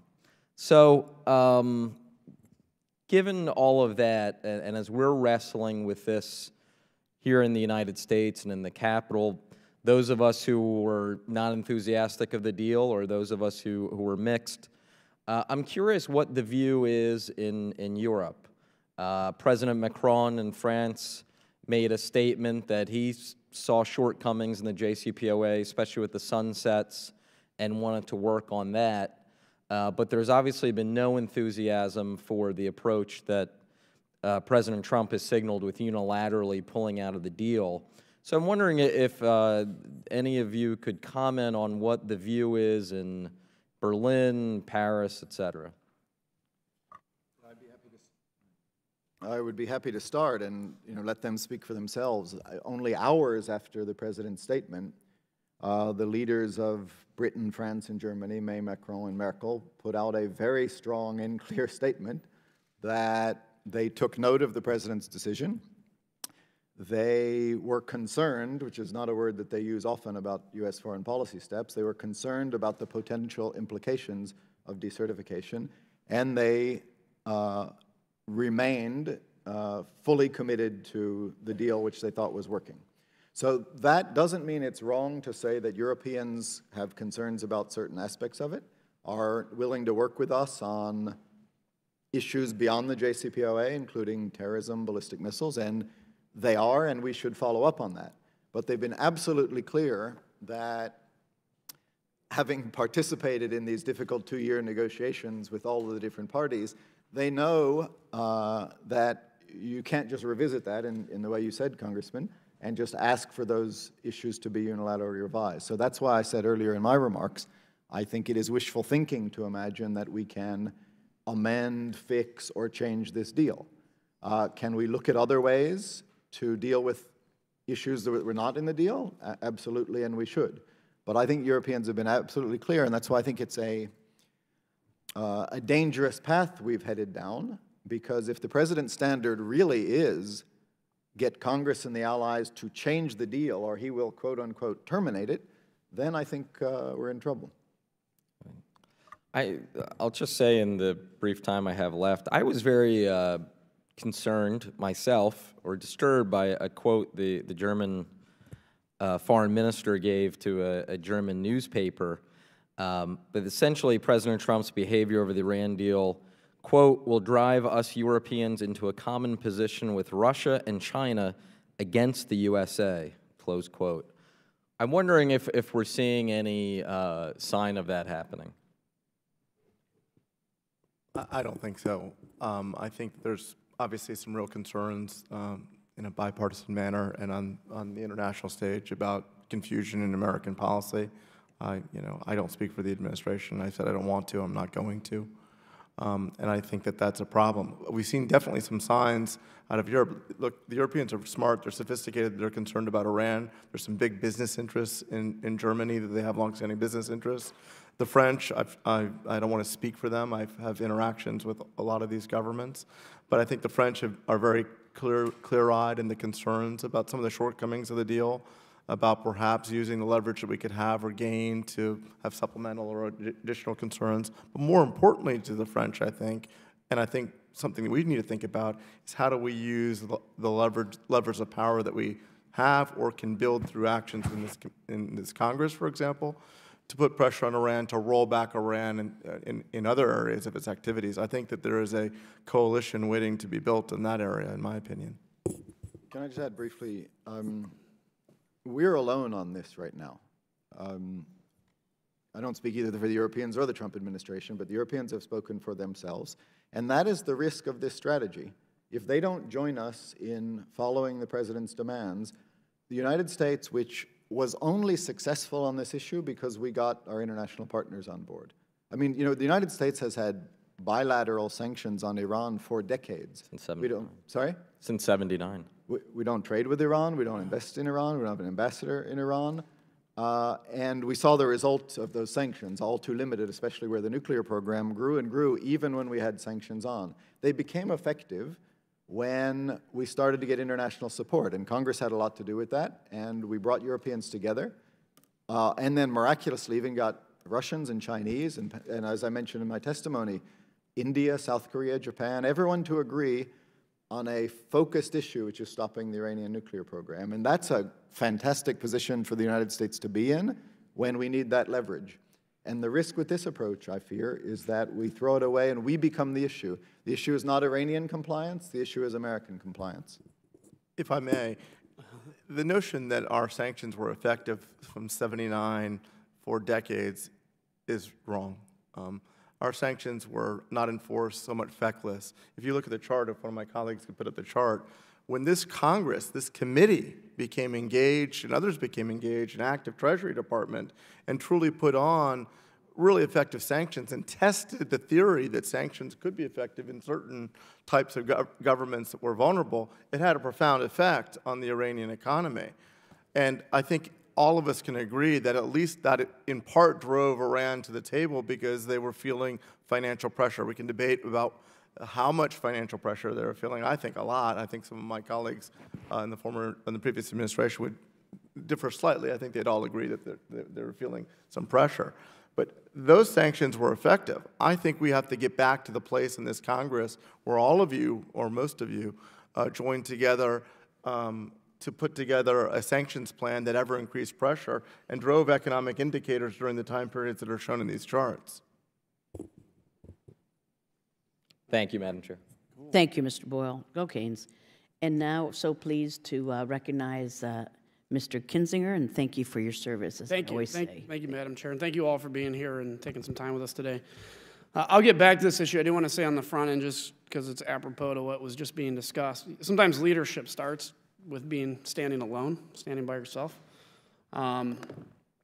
I think if we decertify this deal, there's all kinds of questions of what happens. I think there's no question of what happens in 10 years, even if we certify this deal over and over again, which is we either have to basically bomb Iran to keep them from getting nuclear weapons, or they're going to get nuclear weapons. Or we have to somehow come back to the table and compel them to yet another nuclear deal. It was actually pretty interesting and pretty eye-opening. Jake Sullivan, a couple weeks ago, was in front of the committee, and I asked him, did you guys put ballistic missiles on the table in your opening gambit of this attempt to get a deal? And he said, yes, absolutely. But we knew the Iranians would never agree to it, so we pulled it off. So that actually reminded me of my thought that, and I think I said this to Secretary Kerry or somebody before us, which is you're going to get a deal at any cost.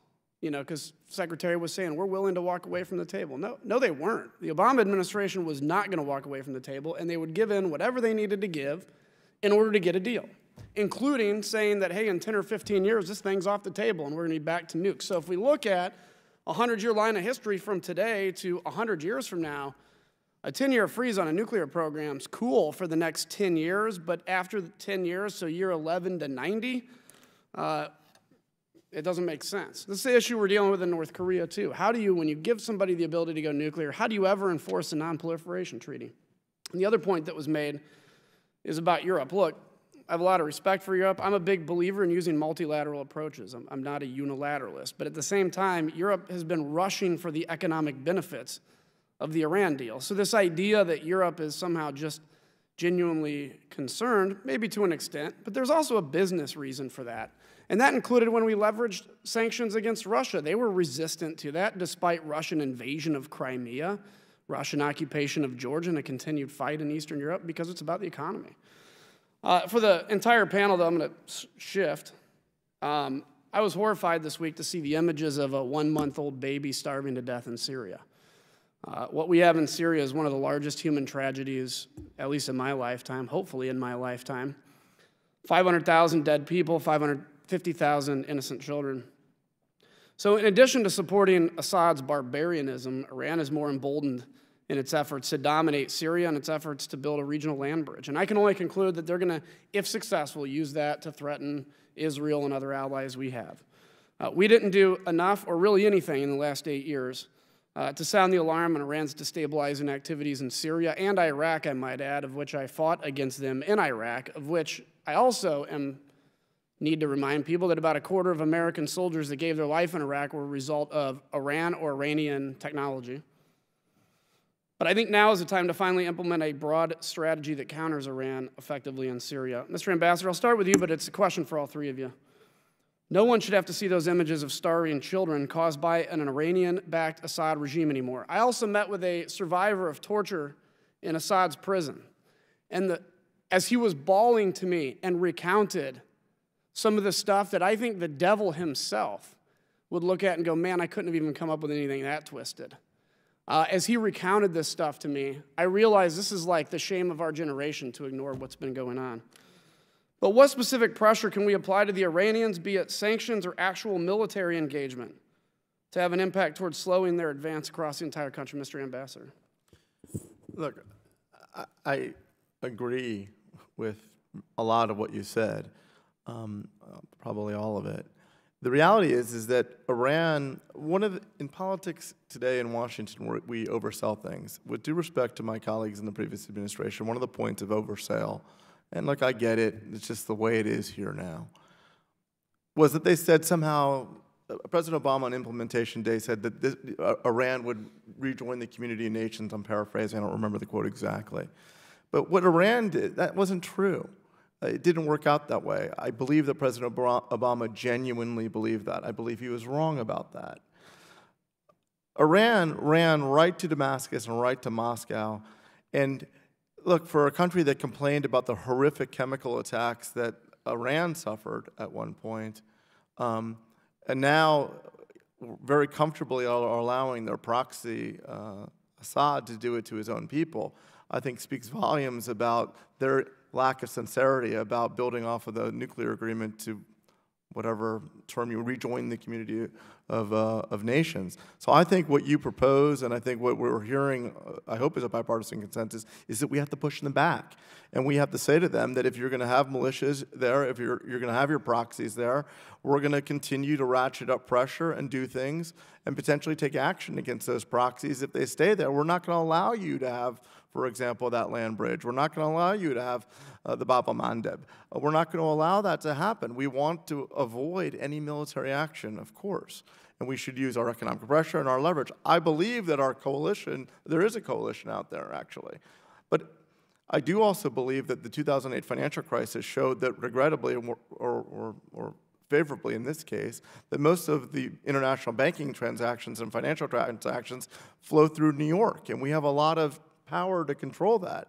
Let's use our leverage. Let's use things that aren't bullets and bombs, at least at the first point, to try to stop Iran and push them back. Your points about pushing them back are dead on, sir. Thank you. And I'm sorry the other two I won't because I'm over time, but I appreciate you guys being here, and thank you for your time, and I'll yield back. And thank you for your leadership on always calling attention to the crisis in Syria. Humanitarian toll is beyond comprehension. Mr. Connolly of Virginia. Thank you, Madam Chairman, and thank you for bringing this panel together. I don't know that there's bipartisan consensus, Ambassador Wallace. I'm not asking you a question. I'm reacting to what you said. I take a fundamentally different approach. I support the JCPOA.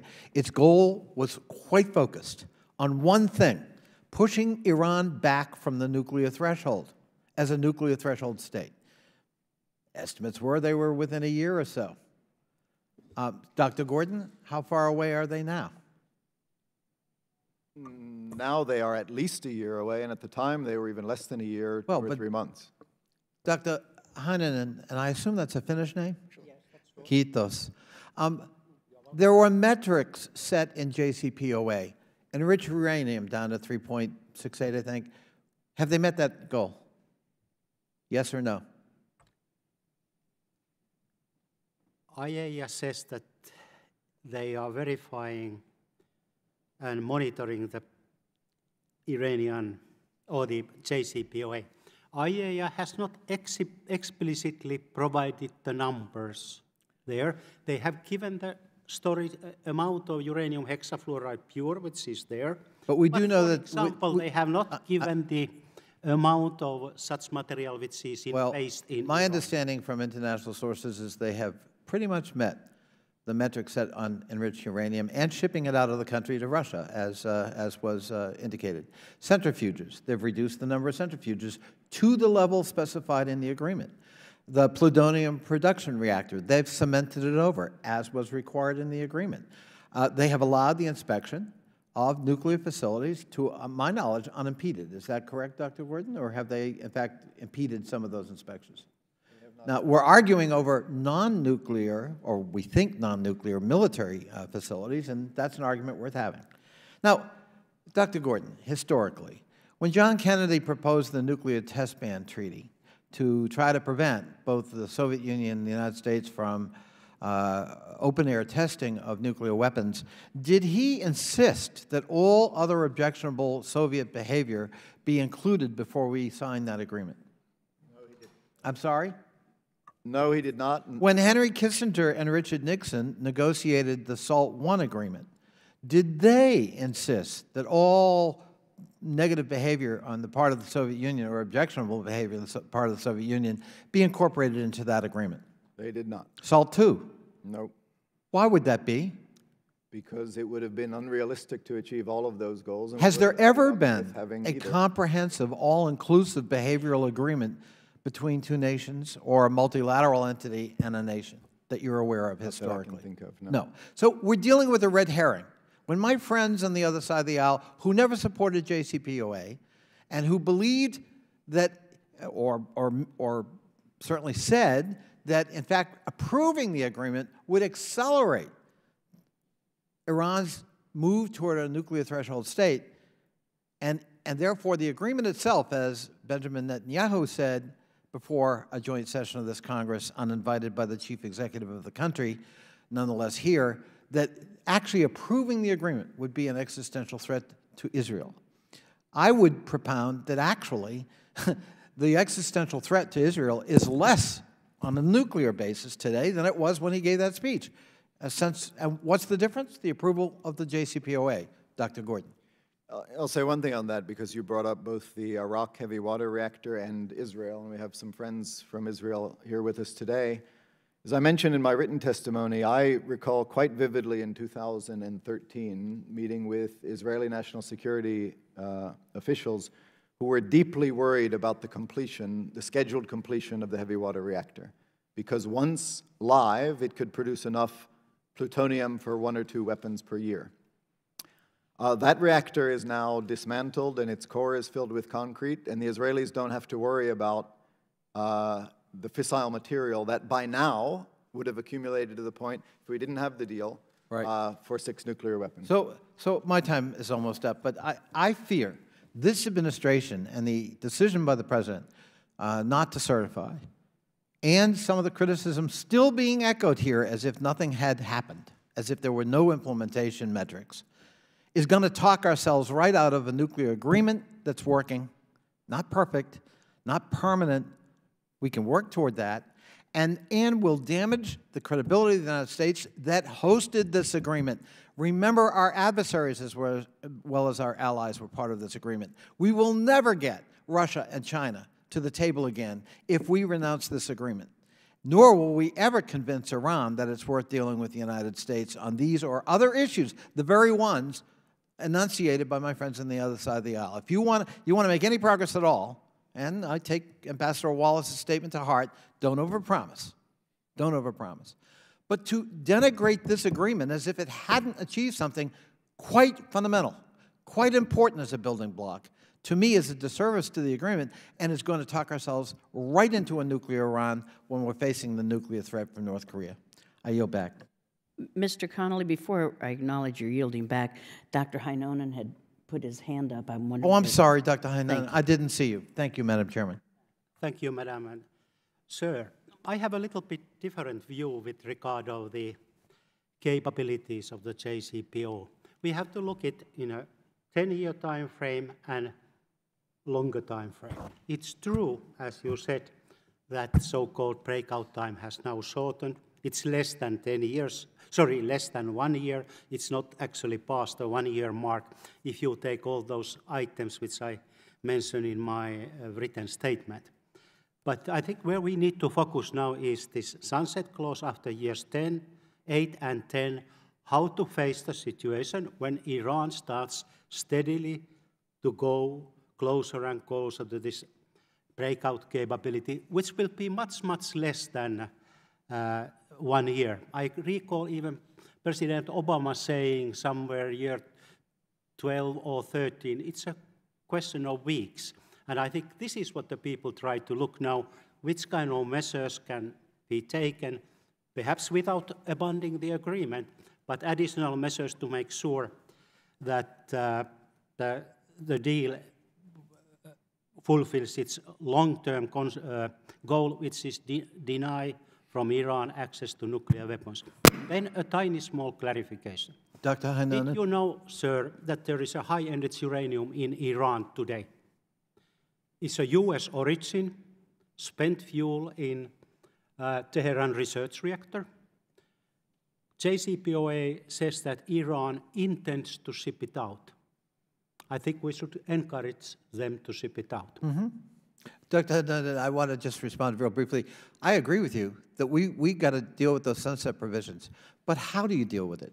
Let me just say to you, my experience in life is when you threaten somebody having already reached an agreement and saying, we've changed our minds, we want to change the terms, we're going to renounce that, and now we're going to make you do it forever, the incentive for the other party to agree to that is quite limited, especially when it knows that our credibility is now so damaged that reinstating a sanctions regime with international cooperation is probably not going to happen. And so I think you got to build on what we've built on to get to the sunset provisions addressed. Fully agree with you, but how we do it matters a lot. I yield back. Thank you very much, Mr. Connolly. And so pleased to yield to my friend from Missouri, the Ambassador Ann Wagner. Thank you, Madam Chairman, for holding this hearing today. The Iran nuclear deal was, as Ambassador Wallace wrote, does not prevent a nuclear Iran. And as Dr. Heinonen wrote, the time to fix the deal is now, not 6 years from now, when the deal's sunset clauses have helped Iran establish itself as a permanent threshold nuclear state. I believe that Iran's centrifuge R&D program is an example of Iranian cheating on the deal. And I'm also concerned that the IAEA continues to face access issues on the ground. Dr. Gordon, you argued that sanctions relief has not fueled Iranian expansion in the Middle East. My understanding is that the $1.7 billion that the Obama administration paid to Iran during the 2016 ransom scandal were funneled straight into Iran's defense budget. I believe I read that in the FDD, the Foundation for Defense and Democracy report on Tehran's budget. Can you or others on the panel briefly explain if this was the case? And if it is the case, I don't understand how this money won't be used to destabilize the Middle East. Sir? Sure, thank you. Money is, of course, fungible, and so I don't think there's any precise way of saying, $1 went to one thing or another went to another.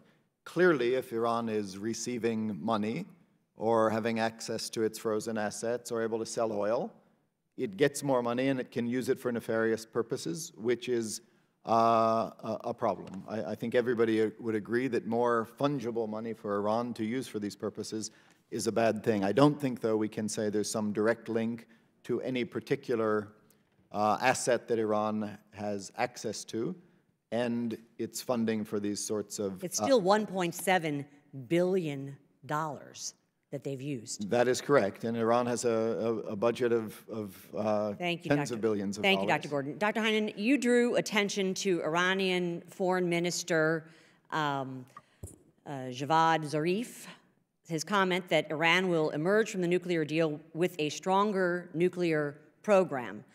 But I didn't see any comment in your statement about your opinion on the administration's decision not to certify the nuclear agreement. I'm eager to hear your thoughts, especially in light of your study of the Iran regime's intentions. Sir. I didn't take any position to decertification. It's not in my domain. I'm looking at the implementation of JCPOA. Does it meet the requirements that it denies Iran's access to nuclear weapons in a short term and in the longer term? In a short term, we are slightly better off in terms of the verification, but there are still important loopholes which need to be fixed in order to make it solid. It doesn't mean that you need to throw the agreement away. There might be ways and means to do some complementary measures. But the issue is the long term. This is a very unique situation. We have here a country which has been in non-compliance with its safeguards agreements. IAEA has not even yet concluded that Iran is in compliance. Let's not forget about it. They are maintaining sensitive nuclear program, uranium enrichment, with no technical, economical reason. And as you quoted, Mr. Zarif is correct. After 8 years, they will start to emerge from this with much more powerful centrifuges. Right. And at the same time, there's no limitation for their missile program. So in my view, we face a situation which needs fixing, It needs and fixing. to do it is now. Thank you. I refer to North Korea. I was watching while the people were rating what happens in North Korea. Now we see where we are today. On the same path. Thank you very much. Ambassador Wallace, I'm eager to hear your perspective on when Congress should reimpose snapback sanctions. Your written statement did encourage Congress to pass legislation that reaffirms congressional willingness to reimpose sanctions if the deal is not strengthened. I think that the starting point is what we all learned. This committee really became the expert. We all learned that if you continue to apply pressure with Iran knowing and the business interests around the world knowing that pressure would increase thereafter if compliance wasn't better, I think that's the strategic posture that this committee has to be in. And for lack of a better term, an unfortunate one, it's a target-rich environment when it comes to sanctioning Iran. There's lots of things you can sanction them for. I do believe that there's no reason for them to have a ballistic missile program. Their ballistic missile program is to carry nuclear weapons. It's not part of the agreement, but I don't think any reasonable person could say that long-range ballistic missiles with the warheads that they have are designed ultimately for nuclear weapons. So I think you start with things like designating the Quds Force. I think this committee should start examining their behavior and pushing them back, strictly enforcing the agreement. And when they engage in a violation, it's not a technical violation, it's a violation. And we should indicate that we're willing to impose sanctions if they do. Absolutely. Violation is a violation. The time to fix the deal is now, not 6 years from now. I thank you very much for all your testimony. Thank you, Madam Chair, for your indulgence. Thank you so much, Ambassador. And now I'm pleased to yield to the ranking member, Mr. Deutsch, for his closing remarks and questions. I thank the chairman. I want to go back to excuse me, Ambassador Wallace's initial comments about you, Madam Chairman, only to say that I think what happened here today is really an excellent representation of the way that you've conducted this committee. This was an important hearing on a critical issue with excellent witnesses, serious discussion, and very little political grandstanding. This is the way that we need to address, I would suggest, all issues in Congress, but it's absolutely true with respect to Iran. I would also suggest that if you listened really carefully today, you recognize that there is a consensus. There is a consensus. Dr. Heinonen talked about the ways to get access to military sites that currently exist within the deal, and I'd like to explore that in a minute. Dr. Gordon talked about increasing international pressure on Iran's malign activity consistent with the JCPOA and working with our allies. Ambassador Wallace talked about meeting the challenge of Iranian hegemony. There is, as I said in my opening comments, strong bipartisan support to do all of that. And that's the moment that we find ourselves in. But the only comment I would make about the JCPOA and snapback sanctions and throwing out the deal and the threat to walk away from the deal is those very concerns that we have about the sunset provisions that are legitimate, that I share. We're worried about what will happen after 10 years. If we walk away from the deal, those sunset provisions go from 10 years to tomorrow. So I think we need to find ways to recognize this bipartisan commitment to focusing on what Iran is doing, because what Iran is doing right now is an immediate threat to our nation and to our allies. And so there'll be lots of additional discussion about the JCPOA, and I think, and I know how strongly people feel about it, but we cannot allow the rehashing of all of the pros and cons of the JCPOA to interfere with our need to go after what I thought was best summed up on the chart that shows Iranian influence spreading throughout the region.